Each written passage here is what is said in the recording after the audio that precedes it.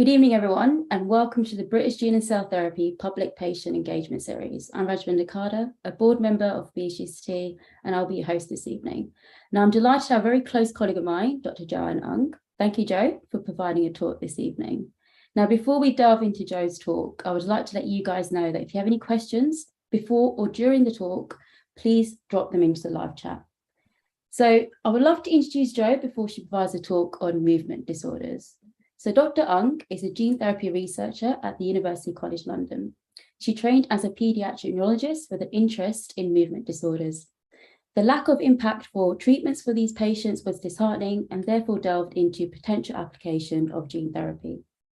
Dr. Ung will provide an overview of neurotransmitter-related paediatric movement disorders and the application of gene therapy for some of these disorders. Over to you, Jo. Thanks, Raj. Okay, I'm going to share my screen now.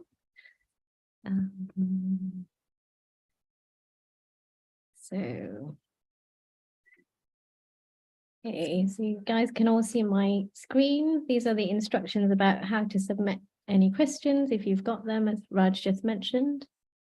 But I'll just get on with things. So as Raj said, I'm Jo. I work at University College London, and I sit in an office next door to Raj.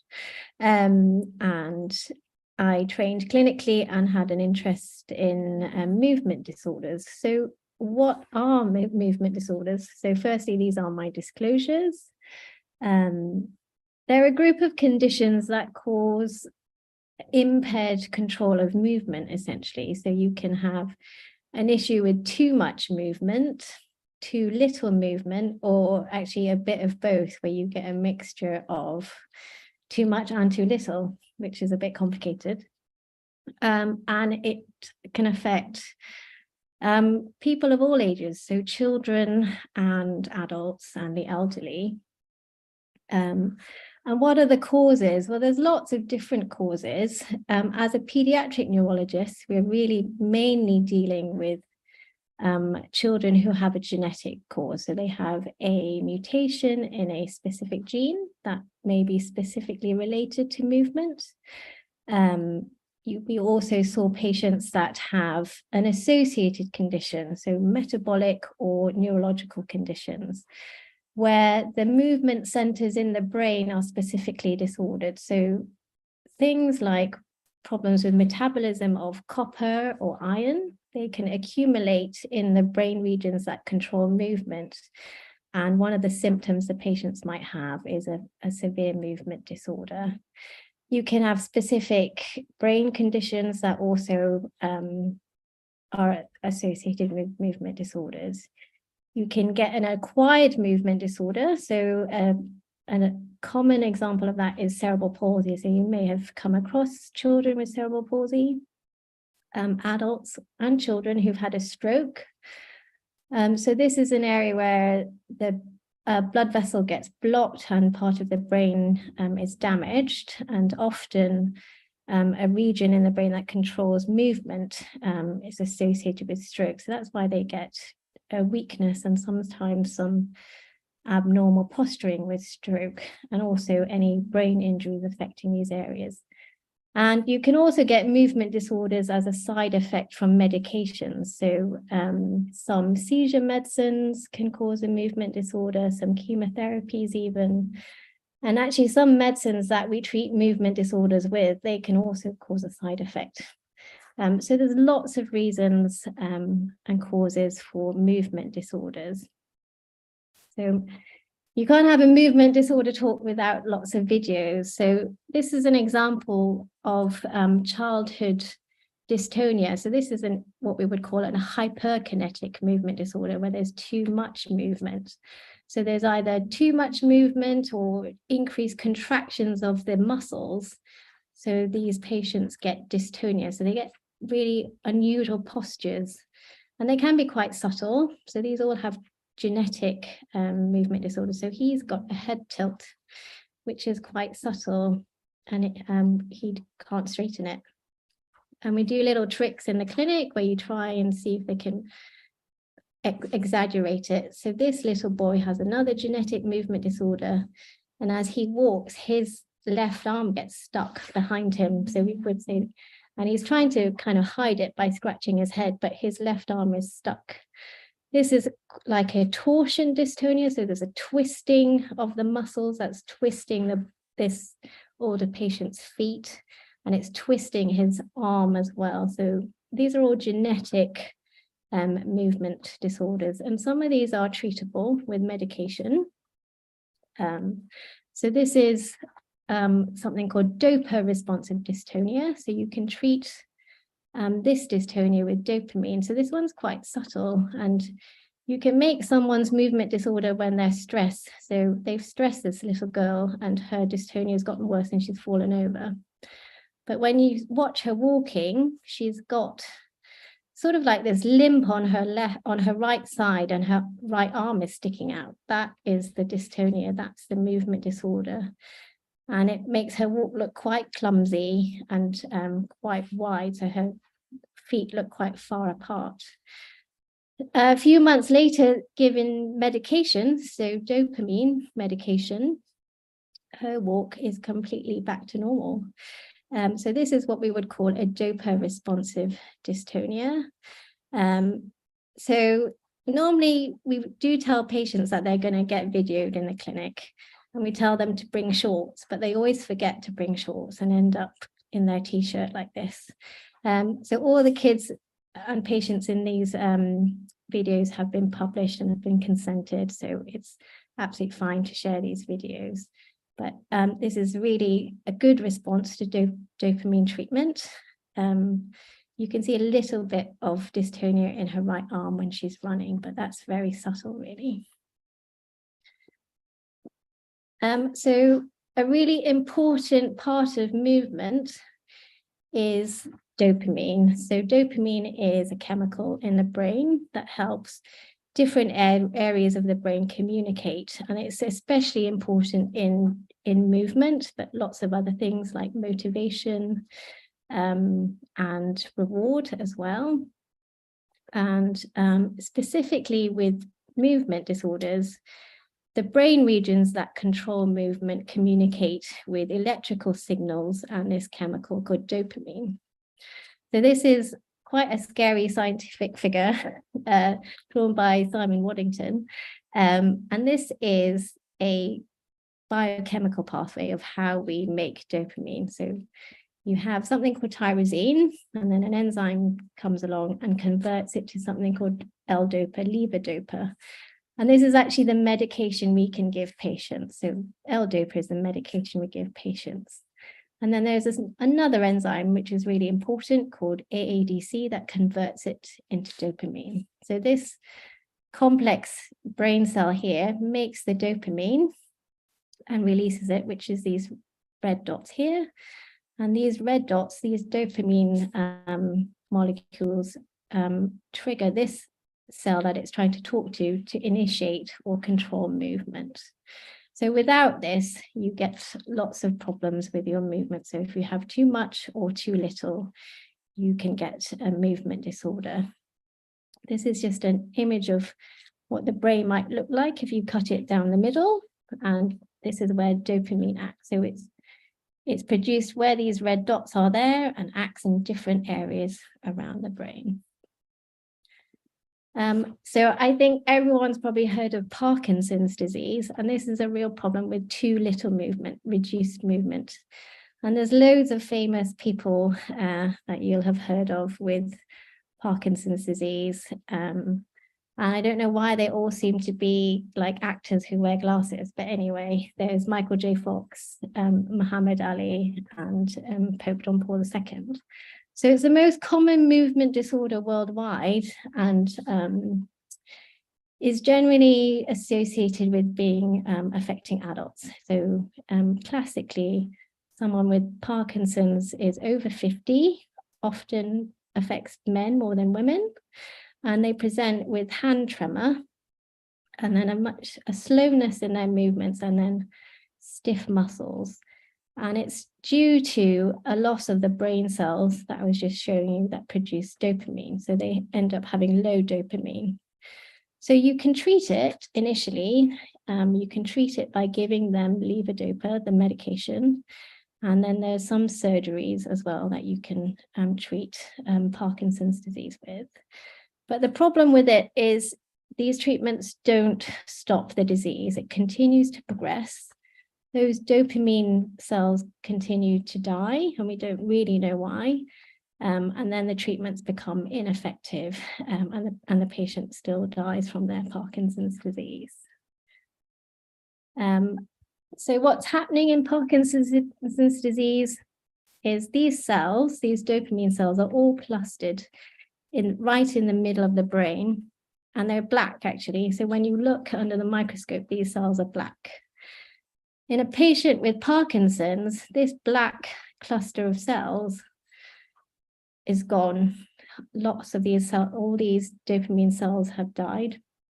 So the patients have low dopamine, and they have this funny accumulation of abnormal proteins that are called Lewy bodies. So we still really don't understand why this happens, but there have been gene therapy approaches to try and help Parkinson's disease. So there have been gene therapies that have used viral vectors, so viruses, to try and deliver factors that help the neuron survive. So these are called neurotrophic factors that try to improve the survival of these dopamine cells. And there's also been gene therapies that have delivered the enzyme that help produce dopamine. So I was talking about the enzyme AADC before. So that's an enzyme they've tried to deliver for Parkinson's gene therapy. So this enzyme here is what I'm talking about. So there have been quite a few clinical trials of dopamine synthesis gene therapy for Parkinson's disease. And they started these over 10 years ago, and they've all been shown to be safe. So the patients get the gene therapy injected into a specific region in the brain. That procedure seems to be safe, and they seem to tolerate the gene therapy. And the difficulty is really being able to demonstrate that it's effective and that it is better than the treatments we already give to patients already. So there is another kind of revolutionary treatment for Parkinson's disease, which is also invasive. So rather than giving a gene therapy, you can put electrodes into the movement areas of the brain and try and transmit the message for movement that way. And this is quite a remarkable treatment. So this is a man who's got very severe Parkinson's, so he's not on his medicine at the minute. And we call this an off phase. So when a patient isn't on their medicine, he's off. You can see his movement's really slow, and that's classical Parkinson's. When he walks, his arms don't swing, and that's also classical of Parkinson's. Normally when people walk, their arms swing to and fro, and he's a little bit stooped. You can see that in his face, he's not got any expression. So people with Parkinson's have what they call a mask-like face. There's just no expression. And then the quality of their movements is everything's very small.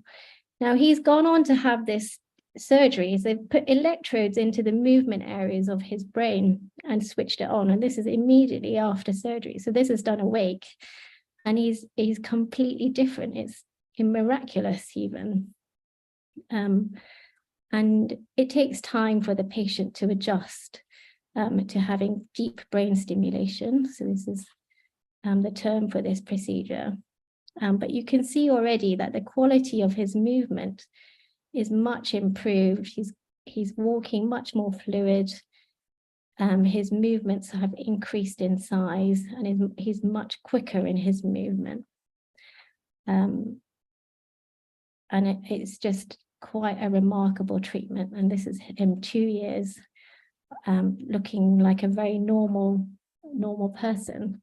So the difficulties with gene therapy for Parkinson's disease is really trying to show that gene therapy for Parkinson's disease is more effective than this kind of treatment, the deep brain stimulation. Both of the treatments, so gene therapy and deep brain stimulation, neither of them modify the disease. So the disease still continues to progress, and eventually this treatment will be ineffective, but it's quite miraculous. So quite challenging to treat Parkinson's disease with gene therapy. So as a pediatric neurologist, I was interested in kids with Parkinson's, and most people don't know that children can get Parkinson's. And these are some patients that we looked after, and they have the same symptoms as that man I just showed you. So they have the tremor, the slowness of movement, and the really slow movements. And kids with Parkinson's don't generally respond to levodopa medication. Some of them have tried the electrode treatment, so the deep brain stimulation, and that doesn't seem to help them either. So we have some projects where we want to address the genetic cause and develop gene therapies for these children. So interestingly, dopamine for Parkinson's disease has a role for a rare movement disorder condition called AADC deficiency. So I've mentioned that AADC is a really key enzyme in converting levodopa to dopamine. And so there's children who have a gene mutation where their AADC enzyme doesn't work. And so some very clever people who looked after AADC deficiency children in Taiwan thought, could we use this gene therapy for Parkinson's disease for these children in particular? So about 10 years ago, they undertook a compassionate trial of AADC gene therapy for AADC deficiency children. So these children have a severe motor disorder. So really they're very floppy, really can't initiate movement. You can see that they don't have any expression in their face, sort of like Parkinson's. And they have problems controlling the movements in their eyes and really don't make many developmental gains. So they don't learn to sit or walk, and they don't talk. They treated 4 children in this first study. And the effects were remarkable, really. So this girl is about 6 months after gene therapy, and you can see she just looks healthier. She looks like a well-nourished, active, alert child. She goes on, and this child went on to walk, and all her learning improved. But this would have been utterly impossible without gene therapy. These children don't respond to any medication. So there is a particular mutation identified in Taiwanese Chinese patients. So they went on to carry out further gene therapy trials in Taiwan. So what they've done is really they've treated 30 children with AADC gene therapy. And what they've done is they've delivered the gene therapy to the putamen. So in the brain, you've got the blue and the red areas. Those are where the dopamine neurons normally are, and they make the dopamine. And then the dopamine is released, and it talks to the green area, which is the putamen. So these children with AADC, they don't make dopamine. They can't make it.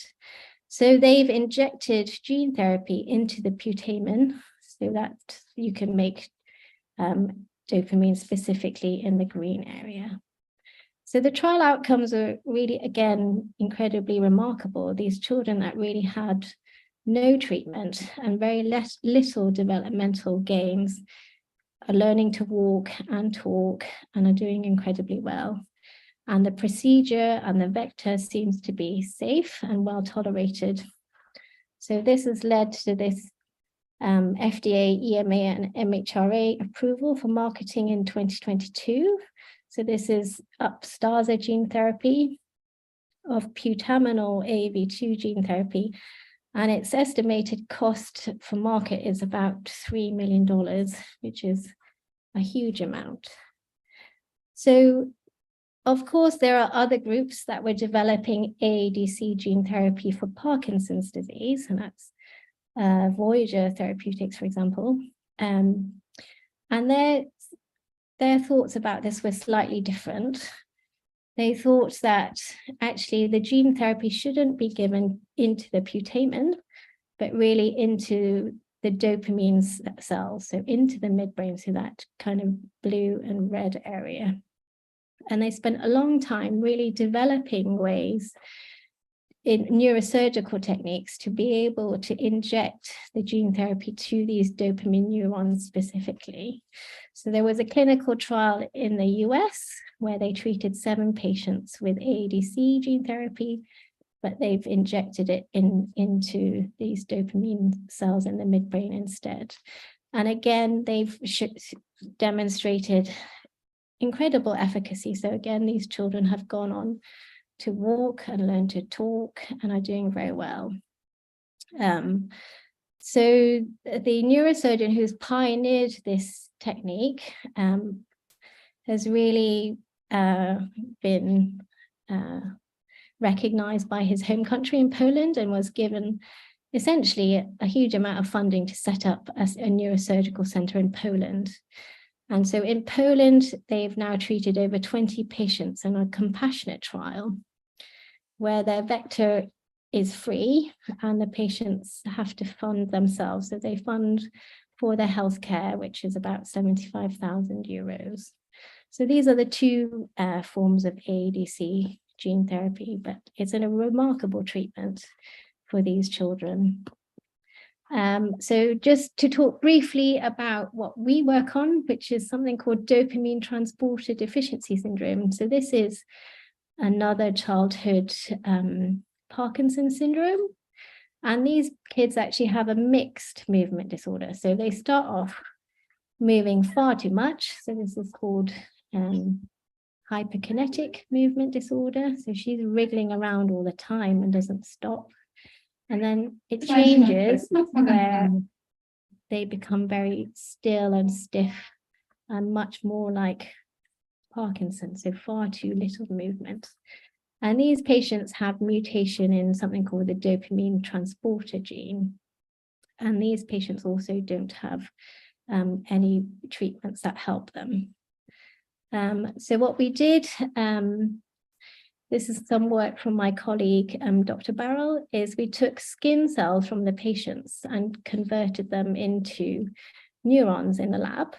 And so we could see what was wrong with the patient's neurons without having to directly get tissue from their brain. And what we found was that the patient's neurons didn't survive as well, and they had a problem with how they managed dopamine. And what we were able to do was give these patient neurons some gene therapy, and we were able to make the neurons survive better and improve how they manage dopamine. So that was really the first inkling that we thought that gene therapy might be able to help the patients. Then we just tested the gene therapy in a mouse model. And so you can look at the movement of mice just by videoing them and tracking where they're moving. So we have some normal mice. So when you track how they move, they just kind of wander all over the place, or they just sit in a corner like that. When we have mice that don't have dopamine transporter, like the patients, they just run around the edges, round and round the edges, but they don't like going in the middle, and they run a huge amount. And then we gave the mice some gene therapy at different doses, and we were able to show that they were no longer running around the edges like crazy, but moving much more like normal mice. And that was best in the high doses and then less effective in the low doses. So where are we with this gene therapy for these patients? Well, what we've seen is we've identified over 50 patients worldwide. So it's a really rare disorder. We've also identified that adults can get this disease as well. So they look like they've got Parkinson's disease. We tested the gene therapy in newborn mice and then tested it in adult mice, delivering it to the midbrain. So how we thought we would give the gene therapy to patients in the clinic. And now this gene therapy has been licensed to Bloomfield Genetic Therapies. And we recently received orphan drug designation, which is really exciting, and hopefully moving towards clinical trial very soon. So really, this is kind of the end of my talk, but movement disorders are a really diverse range of conditions. Certainly there is a role for gene therapy for untreatable genetic movement disorders, such as AADC and dopamine transporter deficiency syndrome. I think gene therapy for neurodegenerative disorders like Parkinson's are really challenging. It's really hard to show that the gene therapies are going to be better than deep brain stimulation, for example. We're using genes as therapies where we don't really understand why people get Parkinson's. And the patients with Parkinson's are very diverse. So they have lots of different kinds of symptoms. And it's really hard to know how you can show that your treatments worked. But it's a really exciting time for gene therapy, as you know. And that's it, really. So these are lots of people I work with, but especially like to acknowledge Amanda Curry and Simon Waddington, who've worked tirelessly on dopamine transporter gene therapy. And this is a slide of our next event. Great. Thank you so much, Jo, for a very insightful and lovely overview of the development of gene therapy for movement disorders as a whole, really.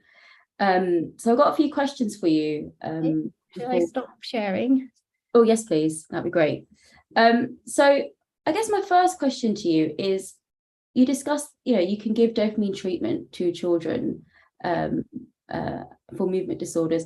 How early can you give this type of treatment to children with movement disorders? We give it to neonates, really. It depends what you think the condition is. Mm-hmm.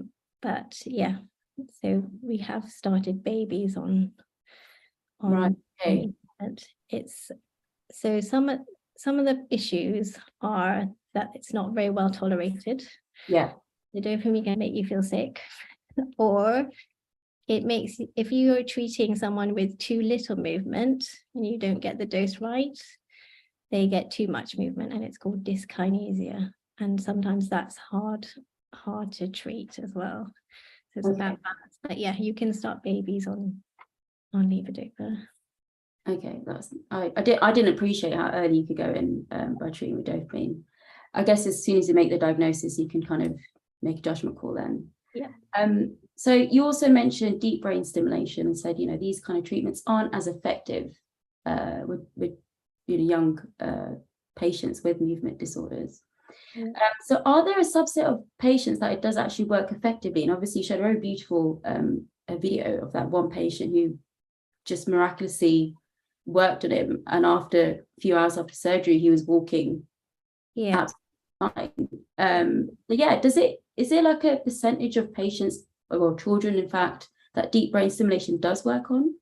Yeah, so there are some specific, so not the Parkinsonian movement disorders, but in dystonia. So in that first video I showed you that older boy with the twisting dystonia. Yeah. So those kind of patients respond really well to deep brain stimulation. Yeah. It's for treatment for dystonia. Some of them, so some of the brain iron, so where you've got iron accumulating in the movement centers, you can get really terrible dystonia, and deep brain stimulation helps them, but that's quite palliative. Mm-hmm. They have a horrible disease that's not treatable and they're degenerating, and the twisting dystonia is so severe that they need something really radical like deep brain stimulation. So deep brain stimulation, it's miraculous, but it's not used for everyone. So not everyone with Parkinson's will end up with Yeah, brain stimulation. Yeah. great, thank you. And firstly, I think we want to just emphasize in the fact that, you know, the gene therapy that you've worked on is now become an orphan designated treatment, which is exciting. This is very exciting for the field for sure. I think we need to really emphasize that here as well. But I wanted you to just tell the audience, you know, how long has it taken for this journey to get to where it is? Because I think a lot of people may be under the impression that this has happened within the last year, but I just wanted you to kind of really emphasize, you know, the hard work and the time that's been put into getting the treatment where it is effectively. So, I mean, if you think about the ADC gene therapies, they were developed in the early 2000s. Right? Yeah. And now it's $3 million for it 20 years later, right? Okay. Dopamine transporter deficiency. That's a relatively new disease, So the gene for this disorder was discovered in 2009 by Manjukurian. Yeah. And I started my PhD trying to develop gene therapy for this in 2014. Yeah. And the PhD was fine. It went okay, but it wasn't right for the patients. So that became my postdoc. And then okay, I guess another barrier is getting the funding, right? Getting the funding into gene therapies for ultra rare disease, that takes time as well. So if you think about from discovering the disease 2009 to 2023, it's long, but it's not that long. I guess.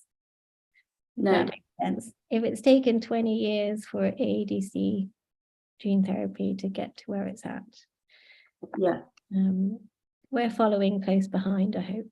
Yeah, definitely. It seems that way for sure. It's very exciting, honestly, very exciting time for gene therapy for sure. I have a bit of a technical question actually. So in a few of these slides, you mentioned that the ADC gene therapy was directed into two specific regions. So you had the blue and the red area. So with your gene therapy that you've developed and you administered to adult mice, were you targeting the same regions of the brain or somewhere different? So I'm targeting. So dopamine transporter is really only found in that blue and red area. It's not relevant really anywhere else in the brain. So we are going to have to follow the same route of delivering it to the midbrain, which is technically more challenging than the Upstaza gene therapy. Upstaza gene therapy is into the putamen, so that green area. And that's an approach used in adult Parkinson's. So in adult Parkinson's, that blue and red area, those dopamine neurons have degenerated. That target doesn't exist anymore. Right. You have to inject it somewhere else. Yeah. So they've injected it into that green area, the putamen, because that's where dopamine is normally released into and stimulates those neurons. Yeah. So they're actually making neurons that are not normally making dopamine into dopamine synthesizing neurons. Okay. That's quite unusual, but that's what you have to do in Parkinson's because those dopamine neurons are dead. They're gone. Yeah. In the pediatric patients with ADC and dopamine transporter, those neurons are still there. It's a different mechanism. It's a different disease. So you can target that. And we believe it to be more physiological, more normal than converting non-dopaminergic neurons into dopamine synthesizing neurons.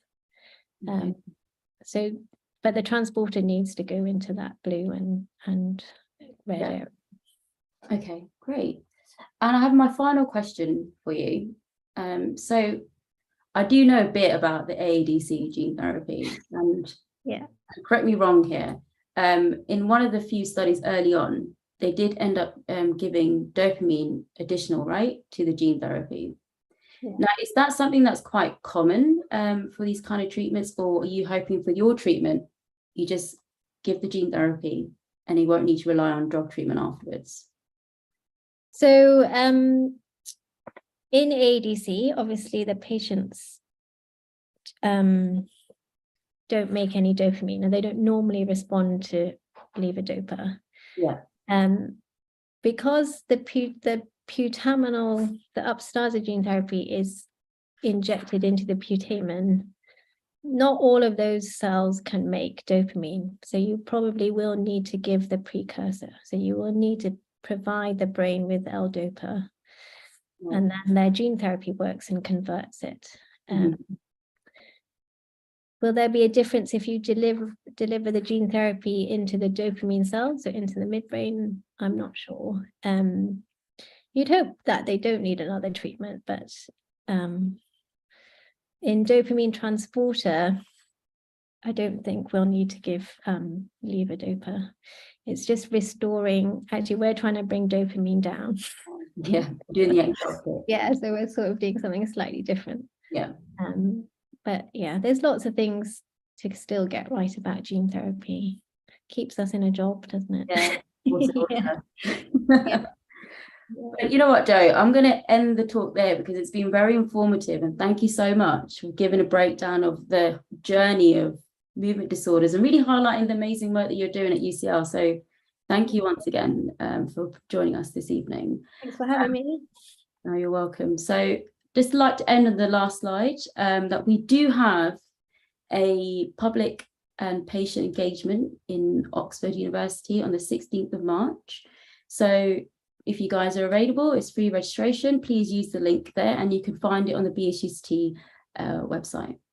So on that note, I'd like to leave you guys to enjoy your evening, and thank you for joining us today.